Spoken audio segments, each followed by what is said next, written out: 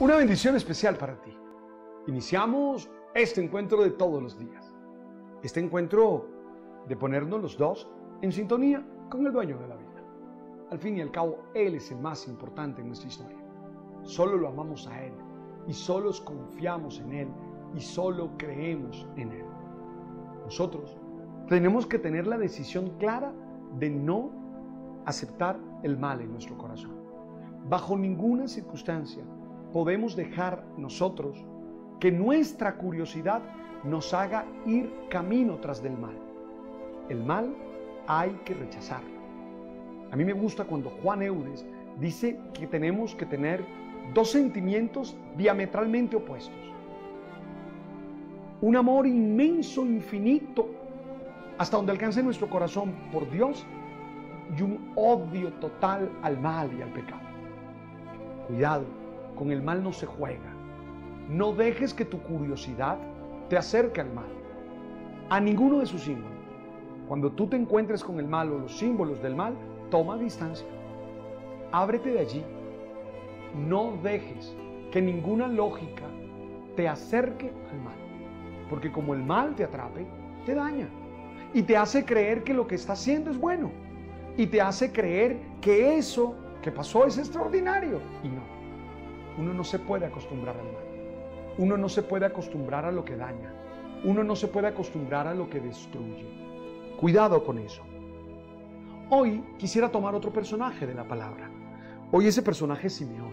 Ustedes me han oído hablar mucho de Simeón aquí en estas reflexiones, porque nos ha tocado en el Evangelio el texto de Simeón.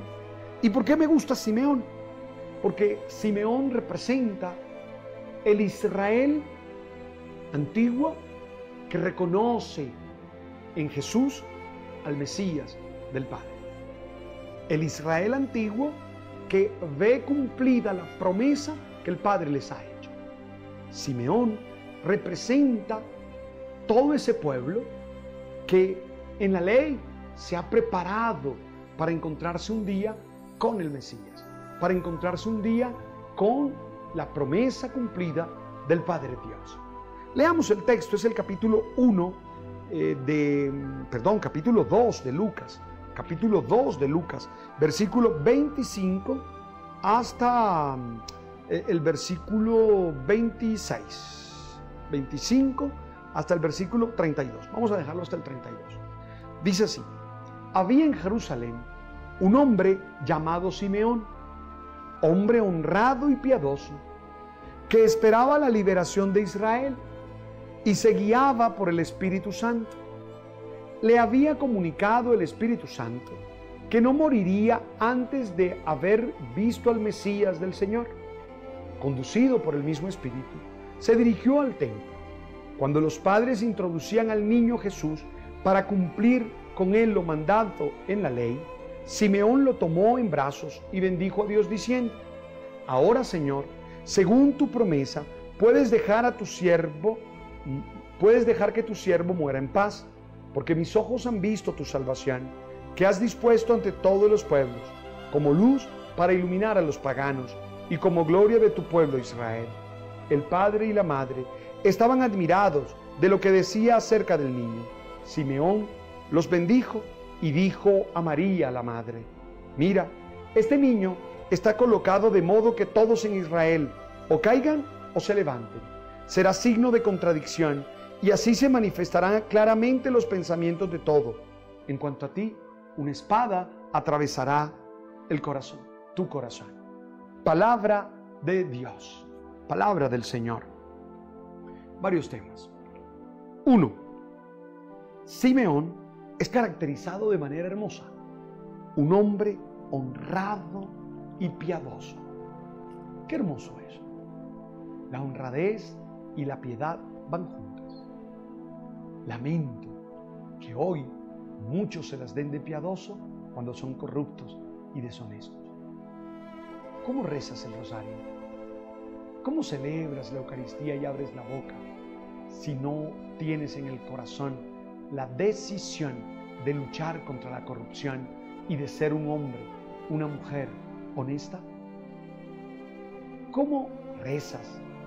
¿Cómo hablas con Dios si has decidido eliminar al diferente, si has decidido eliminar al que no piensa como tú. Eso no es lo que Dios quiere. Simeón es honrado, es decir, digno de honor, es honorable, es alguien que hace las cosas bien, es honrado, honesto, alguien al que se le puede honrar, pero a la vez es piadoso. Esas dos características van unidas y se vuelven un desafío para nosotros, porque uno de los problemas que tiene hoy la fe es que nosotros se nos ha olvidado ser honrados, se nos ha olvidado mostrar en nuestra vida diaria el valor de la honradez, que es un valor del reino. Nos hemos vuelto piadosos solamente, rezanderos y nada más. Y así, no. Uno de los temas serios que tenemos hoy es que decimos una cosa y hacemos otra. Predicamos una cosa y hacemos otra. Mire, ¿usted cree que todas esas noticias que hay de todo lo que ha pasado en otros países y en el nuestro propio, de pedofilia, de curas que han fallado, ¿tú crees que no nos hace sentir vergüenza, sentirnos mal, sentirnos lo peor? Claro que sí. Porque uno dice, ¿qué pasó? Porque uno dice, ¿dónde está la lucha contra el mal? ¿Dónde está el ser honrado, el ser honesto? ¿Dónde está? Yo entiendo el pecado, yo soy pecador, pero no entiendo el delito y no entiendo que uno se acostumbre a delinquir. Eso no lo entiendo. Tenemos que luchar por ser honrados de verdad, luchar por vivir a la manera de Dios, por tener clara cuál es su voluntad, por tener claro cuál es su plan y seguirlo y vivir amándolo a Él y vivir confiando y creyendo en Él. Pero hay algo más interesante. Dice que esperaba la liberación de Israel. Es un hombre que tiene esperanza. Es un hombre que sabe del poder de Dios, que sabe del actuar de Dios y espera en Dios. Eso es bien importante. Espera en Dios. Nosotros a veces perdemos la esperanza. A veces perdemos la capacidad de confiar en el poder de Dios, tal vez por las situaciones difíciles, tal vez por los comportamientos complejos que tenemos. Pero hay que saber confiar en el Señor. Y Simeón lo hace, espera en el Señor. Pero una cuarta característica que me parece tal vez la más importante de todas, es que es guiado por el Espíritu Santo. Se dejaba guiar por el Espíritu Santo. Era conducido por el Espíritu Santo. 2 veces, por lo menos, dice eso el texto. Lo conducía el Espíritu Santo, lo guiaba el Espíritu Santo. Era dócil a la acción del Espíritu. Ojalá tú y yo hoy pudiéramos decir que somos dóciles a la acción del Espíritu. Ojalá tú y yo hoy, con el corazón abierto, pudiéramos decir: Espíritu Santo, guíanos, Espíritu Santo, llévanos, Espíritu Santo, condúcenos, porque tú conoces el camino, tú eres la luz y no nos dejas tropezar, tú das fortaleza para que podamos aguantar. Ojalá hoy tú y yo estuviéramos abiertos a la acción del Espíritu. Me encanta. Es un hombre honrado y piadoso. No podemos perder la piedad. Hay que ser hombres de celebrar los sacramentos, de leer la palabra, de hacer el rosario. Eso no se puede acabar. Pero hay que acompañarlo de honradez. Hay que acompañarlo de honestidad. Me encanta la gente que puede celebrar la Eucaristía diariamente. Y hay gente que me dice: Alberto, es que sin la Eucaristía diaria no puedo. Oye, segundo, qué importante que tú seas como Él, un hombre de esperanza. Un hombre que tiene su corazón abierto a la acción de Dios y confía y cree que Dios cumple lo que promete. Y tercero o cuarto, si divides la primera en 2, un hombre dócil a la acción del Espíritu. Que tú y yo seamos como Simeón y podamos encontrarnos con el Mesías y podemos encontrarnos con el dueño de la vida, con el resucitado, que nos llena de plenitud, que nos llena de gozo y que nos llena de su alegría y de su fuerza. Tomemos la palabra. En esta sexta semana del tiempo ordinario, tomemos la palabra. Capítulo 9 del Génesis, versículo 1 al versículo 13. Génesis capítulo 9, versículo 1 al versículo 13. Dios bendijo a Noé y a sus hijos, diciéndoles: creced, multiplicaos y llenad la tierra. Todos los animales de la tierra les temerán y respetarán. Aves del cielo, reptiles del suelo, peces del mar, están a vuestro poder. Todo lo que vive y se mueve os servirá de alimento, os lo entrego, lo mismo que los vegetales. Pero no coméis carne con sangre, que en su vida. Pero no comáis carne con su sangre, que es su vida.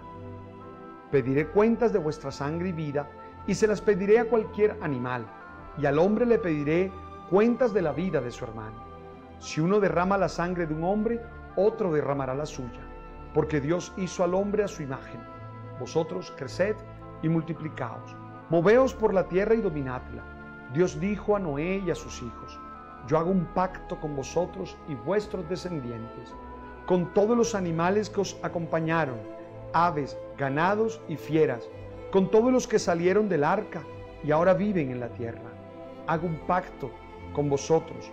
El diluvio no volverá a destruir la tierra, ni habrá otro diluvio que devaste la tierra.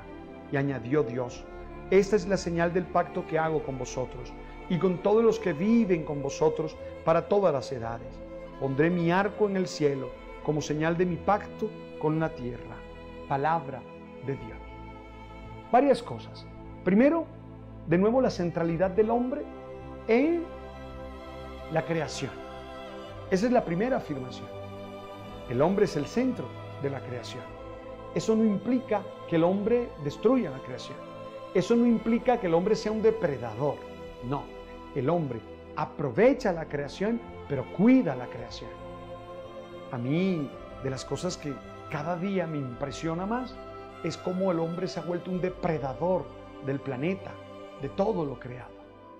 Cómo el hombre se olvida que no solo es el Señor de la creación, sino que también debe cuidarla y debe tener entonces un pensamiento ecologista siempre. Cuida tu planeta. 2. Llama la atención. La dieta le dice: no comas de animales con sangre. Que esto viene todo lo que luego en la cultura judía se va a hacer en términos de su dieta. Alguien me preguntará: ¿y por qué eso no lo aplicamos nosotros, los cristianos? Porque Jesús de Nazaret en el Nuevo Testamento dijo que podemos comer de todo, que lo que hace impuro al hombre no es lo que entra, no es lo que entra, sino lo que sale del corazón del hombre. Por eso nuestra dieta es distinta, porque nosotros entendemos todo el Antiguo Testamento en lectura pascual, desde el Nuevo Testamento. Y tercero, me encanta la alianza, que se va a ir ampliando, que se va a ir fortaleciendo hasta llegar al bautismo, que es la alianza completa, que es la alianza plena. Él se compromete con nosotros a no destruirnos y espera de nosotros que seamos su pueblo, que seamos dóciles a su palabra. Ojalá tú que estás ahí vivas tu alianza. Juan Eudes nos enseñó que el bautismo es el contrato del hombre con Dios. Y a veces nos olvidamos de eso. ¿Cómo estás viviendo tu alianza bautismal? ¿Cómo estás viviendo los compromisos que adquiriste en el momento que te bautizaron? A ti, papá y mamá, estás ayudando a que tus hijos comprendan cuáles son los compromisos que tienen como bautizados y se los estás ayudando a cumplir. A ti, padrino, a ti, madrina, ayudas a tus ahijados a vivir los compromisos que adquirieron en la alianza bautismal. Eso es necesario, porque sin eso nosotros no entendemos el sentido de la vida bautismal. Tomemos el Evangelio. El Evangelio de hoy es Marcos, capítulo 8, versículo 27 al versículo 33. Marcos, capítulo 8, versículo 27 al versículo 33. Jesús y sus discípulos se dirigieron a las aldeas de Cesarea de Filipo. Por el camino preguntó a sus discípulos: ¿quién dice la gente que soy yo? Ellos le contestaron: unos Juan el Bautista, otros Elías, otros que un profeta.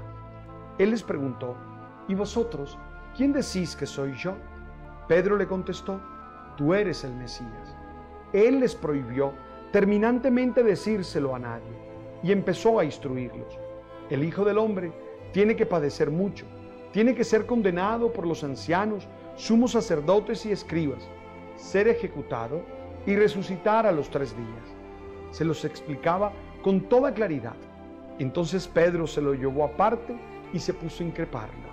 Jesús se volvió y de cara a sus discípulos increpó a Pedro: quítate de mi vista, Satanás. Tú piensas como los hombres, no como Dios. Palabra del Señor. Me gusta esta doble situación en Pedro. Primero, porque nos muestra la fe profunda de Pedro. Sí, mientras los otros no saben quién es Jesús, mientras los otros ensayan distintas respuestas de quién es Jesús, Pedro claramente dice quién es Jesús. Tú eres el Mesías, el Hijo de Dios. Y eso muestra la fe de Pedro, que es un regalo de Dios. La fe de Pedro, que es luz del Espíritu Santo en su corazón, porque eso no se lo ha revelado la carne, sino se lo ha revelado el Padre del cielo a través de la acción de su Espíritu. Pero, qué interesante, ahí mismo se muestra cómo Pedro había entendido ese mesianismo de una manera distinta a como lo entiende Dios. Y ahí hay un peligro, el peligro de que esperemos que la fe sea como nosotros creemos y no como Dios ha querido.